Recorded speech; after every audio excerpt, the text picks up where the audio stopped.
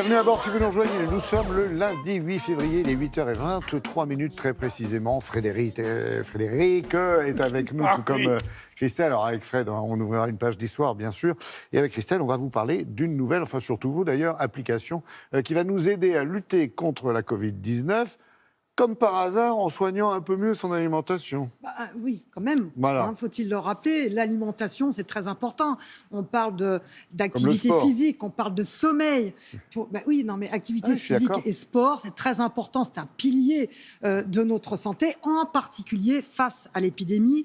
Pourquoi ? Parce qu'on connaît maintenant les facteurs de risque de la Covid-19, les facteurs de risque de développer une forme grave de Covid. Obésité, diabète, surpoids. La moindre faiblesse. Et on sait aussi, effectivement, que l'alimentation a un impact sur notre immunité. Pourtant, si on regarde de plus près ce que les Français ont mis dans leur assiette depuis le début du confinement, depuis le premier confinement, eh bien, on s'aperçoit que finalement, on a bouleversé nos habitudes alimentaires, mais pas dans le sens souhaité. 17% des Français déclarent manger moins bien équilibré qu'avant le confinement. 22% déclarent grignoter plus entre les repas. C'est la mère Fouettard. Et 27% déclarent avoir pris du poids. Bref, c'est justement pour essayer de nous aider à retrouver une alimentation plus équilibrée, mais aussi pour répondre à des questions sur le lien entre Covid et nutrition, parce que dans ce domaine, on entend tout et n'importe quoi en ce moment sur les réseaux sociaux. N'est-ce pas, Frédéric ? Tout est son contraire. Tout est son contraire, que certains médecins universitaires proposent aujourd'hui une application gratuite interactive. C'est pour tout le monde, c'est facile. Explication.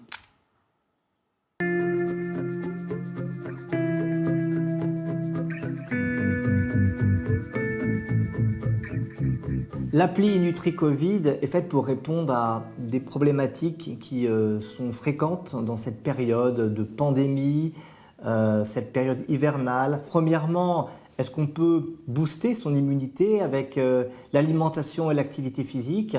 Deuxièmement, comment faire pour contrôler son poids ? Et troisièmement, question de sécurité alimentaire, comment faire pour limiter les contaminations avec les achats des denrées alimentaires ? Bonjour Valérie. Bonjour docteur Ancet. Comment ça va ? Ça va très bien. Et pour l'activité physique, comment vous avez géré avec la période des fêtes ?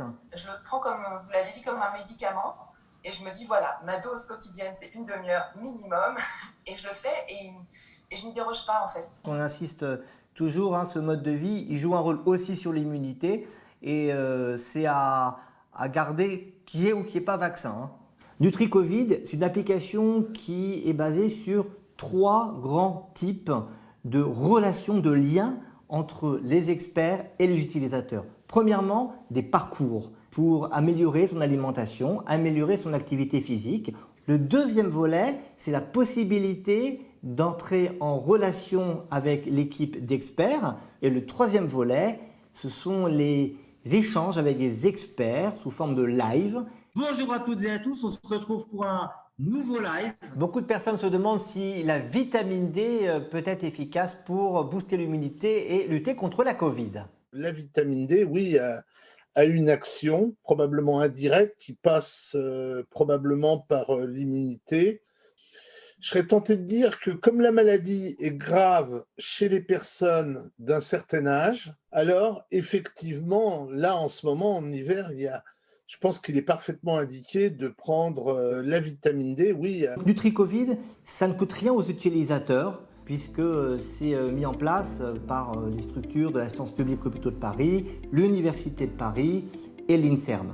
C'est un lien qui est fait entre la population et des experts pour répondre en temps réel à toutes ces questions. Et puis c'est vrai qu'avec le télétravail, ça arrange rien.